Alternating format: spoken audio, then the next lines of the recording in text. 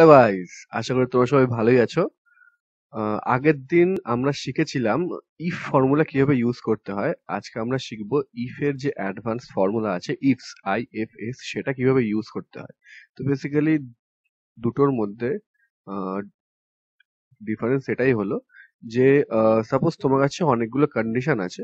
তো if use করতে হলে তোমাকে প্রতিটা কন্ডিশনের জন্য একবার করে ইফ ইউজ করতে হবে, আর তার জন্য এক একবার করে প্যারেনথেসিস অন করতে হবে, দেন লাস্টে গিয়ে আবার অফ করতে হবে। তো যত বেশি কন্ডিশন থাকবে ততগুলো ইফ তোমাকে ইউজ করতে হবে। বাট আর সেটাকে আমরা নেস্টেড ইফও বলি, যে মানে আমরা যেহেতু অনেকগুলো ইফ ইউজ করছি সেটাকে আমরা নেস্টেড ইফ বলি। তো নেস্টেড ইফ ইউজ না করে আমরা সিম্পলি একটা ইফস দিয়েই সেই কাজটাকে অনেক বেশি ইজিলি করতে পারি, যাতে ফর্মুলাটা অনেক বেশি ইজি হয়ে যায়। ইফ দিলে অনেক বেশি কমপ্লেক্স থাকে, আর ইফস দিলে সেটা অনেক কম কমপ্লেক্স হয়ে যায়। এবার এটা হচ্ছে তুমি স্প্রেডশিটে এখন পেয়ে যাবে। আর এক্সেলে আই গেস 2019 এর সময় এটা লঞ্চ হয়, তো ওর আগের কোনো ভার্সনে ইফ তুমি পাবে না। আর অফিস 360 তুমি পেয়ে যাবে। ওকে, তো চলো আমার কাছে একটা সেলস টার্গেট একটা রিপোর্ট আছে। তো আমি এখানে ইফ ফর্মুলা দিয়ে আমি তোমাদেরকে ফার্স্টে দেখাচ্ছি যে নেস্টেড ইফটা কি জিনিস, যেখানে আমরা অনেকগুলো ইফ ইউজ করি, তারপরে আমরা ইফসটাকে ইউজ করব। তো আমার আমার চ্যালেঞ্জটা হলো, যদি দেখো সেলস টার্গেট আছে 2000, তো এখানে অনেকগুলো আইটেমের নেম আছে, এখানে টোটাল সেল আছে। তো আমাকে বের করতে হবে যদি এইখানে যেই সেল অ্যামাউন্টটা থাকবে সেটা যদি 2000 এর থেকে বেশি হয় দেন হায়ার আসবে, যদি লো হয় দেন লোয়ার আসবে, যদি ইকুয়াল হয় দেন ইকুয়াল আসবে। ওকে, তো চলো আমরা এটাকে ফার্স্টে ইফ দিয়ে ইউজ করে দেখি। চলো আমরা ফার্স্টে দিলাম if is equal to if, okay, parenthesis on. তো কি বলেছে, যদি C5 এর যে ভ্যালুটা আছে সেটা যদি গ্রেটার দেন, ওকে, 2000 হয়। এবারে যেহেতু আমি ফর্মুলাটাকে ড্র্যাগ করব, মানে এখানে ফরওয়ার্ড ড্র্যাগ করবো, সুতরাং এটা এই সেলটাও ড্র্যাগ হবে। যদি আর এই ড্র্যাগটা আমি করতে চাই না, ওর জন্য আমার এই সেলটা লক থাকতে হবে। তো সুতরাং আমরা কিবোর্ড থেকে F4 প্রেস করব, সেলটা লক হয়ে গেল। ওকে, ওকে, তাহলে কি আসবে, ভ্যালু ইফ ট্রু হায়ার আসবে। ওকে, এবারে আমরা আবার একটা ইফ লাগাবো সেকেন্ড সেকেন্ড কন্ডিশনের জন্য। ইফ প্যারেনথেসিস অন, এবারে কি বলেছে, এই সেলে যে ভ্যালুটা থাকবে সেটা যদি আগেরটা গ্রেটার ছিল, এবারে লোয়ার হবে। এই সেলে যে ভ্যালুটা আছে সেটা যদি লোয়ার হয়, এর সেলটাকে সেম আমরা লক করব F4 প্রেস করে, তাহলে কি আসবে, লোয়ার। ওকে, দেন থার্ড কন্ডিশন, আমাদের আবার একটা ইফ লাগাতে হবে। চলো, ইফ যদি এই সেলে যেটা আছে সেটা যদি ইজিক্যাল টু মানে ইকুয়াল হয় এই সেলের, আমরা সেলটাকে আবার লক করলাম F4 প্রেস করে, তাহলে কি আসবে, ইকুয়াল। ওকে, চলো এবারে আমরা যেহেতু তিনটে ইফের জন্য তিনটে কন্ডিশনের জন্য তিনটে ইফ ইউজ করলাম, তার জন্য তিনটে প্যারেনথেসিস অন করেছি। এবারে আমরা তিনটে প্যারেনথেসিস ইউজ করব। ওকে, দেখো এখানে হায়ার চলে এলো। এবারে এটাকে বলে নেস্টেড ইফ। এবারে এখানে শুধুমাত্র তিনটে কন্ডিশন আছে, তাই এবার তিনটের বেশি হতে পারে, অনেকগুলো হতে পারে। তার জন্য আমাকে আহ, ততগুলো ইফ ইউজ করতে হবে। আর লাস্টে আবার সেই মানে প্রতিটার জন্য প্যারেনথেসিস অন করতে হবে, দেন সেগুলোকে ক্লোজ করতে হবে। এবারে দেখো সেটা না করেই আমরা সিম্পলি ইফস দিয়ে এটাকে কিভাবে আমরা ইউজ করতে পারি। চলো তাহলে দেখে নি। ইফস দিলাম, প্যারেনথেসিস অন করলাম। এবারে আমাদের কন্ডিশন দেখো, এর সিনট্যাক্সটা একটু অন্য ধরনের আছে। কন্ডিশন 1 দেন ভ্যালু 1, কন্ডিশন 2 দেন ভ্যালু 2, এরকম থাকবে। তো এই সেলে যেটা আছে সেটা যদি গ্রেটার দেন হয়, এই সেলটা থেকে সেম আমাদের সেল লকিং করতে হবে। F4 প্রেস করলাম, সেল লক হয়ে গেল। তাহলে দেখো ভ্যালু 1, তাহলে কি আসবে, হায়ার।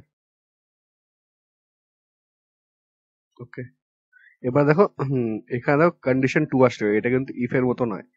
আহ, তো এখানে কন্ডিশন 2 এ আমরা কি দেখবো, যদি সেম এই সেলের যে ভ্যালুটা আছে সেটা যদি লোয়ার হয়, এই সেলের সেম সেল লক, তাহলে লোয়ার। দেন থার্ড, আমরা কিন্তু না ইফ ইউজ করছি না প্যারেন্থেসিস অন করছি, একটাই ইফ ইউজ করলাম, তার সাথে একটাই প্যারেন্থেসিস দিয়ে আমাদের কাজটা চলছে। সেম কন্ডিশন 3, এই সেলে যে ভ্যালুটা আছে সেটা যদি ইকুয়াল হয় এই সেলের, এটাকে আমরা লক করব, তাহলে কি আসবে, ইকুয়াল, ক্লোজ করলাম, একটাই প্যারেন্থেসিস ক্লোজ করলাম, দেখো কি আসলে লোয়ার। ওকে, ড্র্যাগ করলাম আমরা, হয়ে গেল। তো দেখো, nested if is nested if use না করে আমরা ইফস ইউজ করে ফর্মুলাটাকে অনেক বেশি ইজি করতে পারি।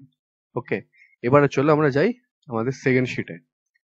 তো এটা আমাদের গ্রেডিং শিট আছে, আমার আগের ভিডিওটা তোমরা দেখতে পারো, আমি সেখানে ইফ দিয়ে গ্রেডিং ইউজ করা, গ্রেডিং মার্কস আনানো আমি দেখিয়েছি।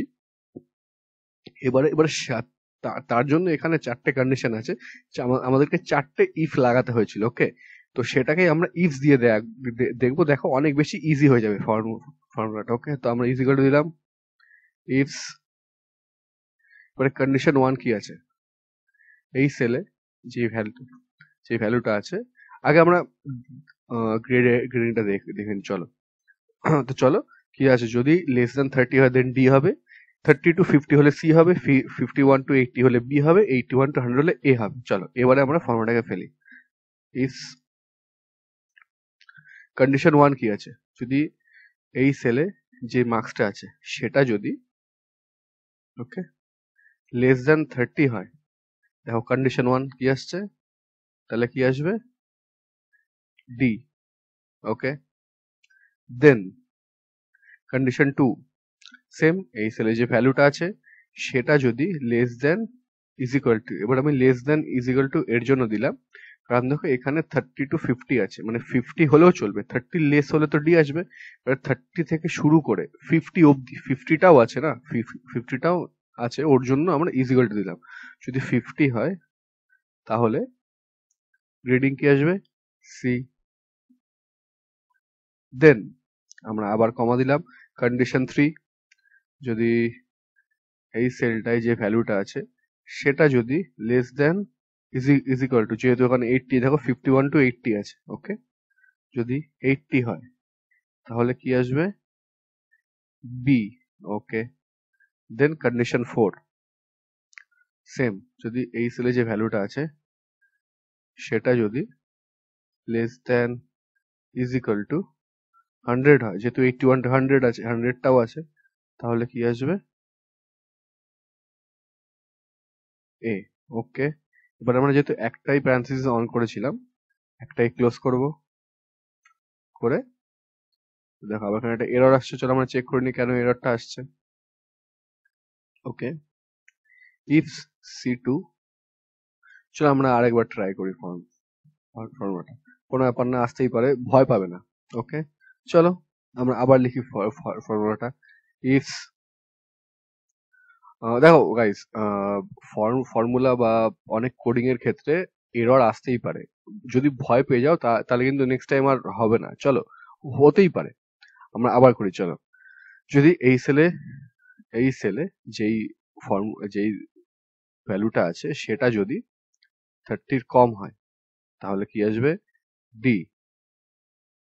হলো, নেক্সট, আবার এই সেলে যেটা আছে সেটা যদি less than equals to okay 50 হয় তাহলে কি আসবে, সি।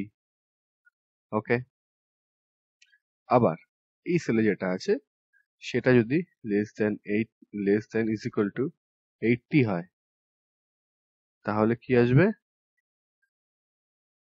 বি। ওকে, সরি, তাহলে কি আসবে, বি। ওকে, দেন আবার এই সেলে যে ভ্যালুটা আছে সেটা যদি লেস দেন ইকুয়ালস টু 100 হয় তাহলে কি আসবে, এ। ওকে, প্যারেনথেসিস আমরা ক্লোজ করলাম, করে এন্টার মারলাম, আবার এরর আসছে কেন,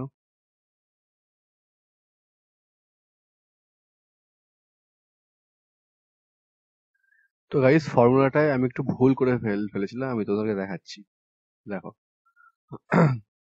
দেখো ইফস C2 30 D C2 দেন 50, দেখো আমি 50 এর পাশে কমাটা লাগাইনি, দেখো ওকে C2 80 কমা, এই একটা কমার জন্য পার্স এররটা আসছিল। এবারে এন্ট্রি করি, দেখো চলে এসছে। ওকে অটোফিল, এখানে গ্রেডটা ছিল। ওকে, তো ফর্মুলা চেক চেক করতে হয়। দেখো আমার আমার ভুল হয়েছে, দেন আমি আবার চেক করলাম, ঠিক হয়ে গেল। তো ফর্মুলা যদি এরর আসে তাহলে অবভিয়াসলি ওটাকে আবার চেক করবে, ভয় পাবে না, চেক করবে, ঠিক হয়ে যাবে। জাস্ট সিম্পলি দেখো এখানে একটা কমার জন্য এখানে এররটা আসছিল, আর কোনো ব্যাপার না। তো গাইস এটাই হলো বেসিক্যালি ইফস। এটা হচ্ছে ইফ এর অ্যাডভান্স ইফস। তো তো গাইস চলো আজকের জন্য এটাই থাক। যদি তোমরা কিছু তো যদি তোমরা কিছু শিখে থাকো তাহলে অবশ্যই আমার চ্যানেলটাকে লাইক, শেয়ার অ্যান্ড সাবস্ক্রাইব করো। যদি তোমাদের ভালো লেগে থাকে বা কোনো কোয়েশ্চেন থাকে অবশ্যই তাহলে কমেন্ট করো। কমেন্ট করে আমাকে বলো, আমি অবশ্যই তোমাদের কোনো সলিউশন দেবো। আর গাইজ আমার এই চ্যানেলটা বাংলায় খোলা, তার কারণ হচ্ছে এসব টুল টুল রিলেটেড যেসব ইনফরমেশন থাকে বা কোডিং বা এসব শিট, এসব টুল রিলেটেড, তো সেগুলো ইংলিশ বা হিন্দিতে তুমি পেয়ে যেতে পারো, বাট বাংলায় ভীষণ রেয়ার, বাংলায় পাওয়া যায় না। তো আমি ভাবলাম কেন বাংলায় নয়, আমাদের ওয়ার্ক স্পেসে আমরা প্রচন্ড বেশি শিটস ইউজ করি, স্পেশালি শিটস। তো আমি ভাবলাম কেন নয়, বাঙালিদের বাংলায় বুঝতে অনেক বেশি ইজি হয়, ওর জন্যই আমার চ্যানেলটা বাংলায় খোলা।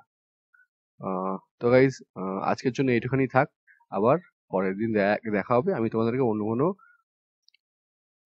ফর্মুলা টিপস বা ট্রিক্স আবার শেখাবো। Thank you guys, have a great night.